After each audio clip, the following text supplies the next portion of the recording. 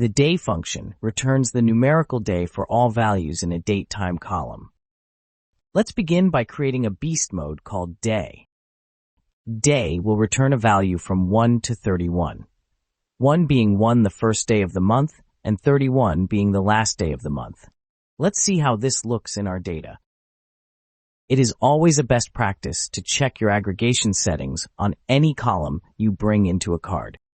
In this case, we want to make sure the day column is not aggregated.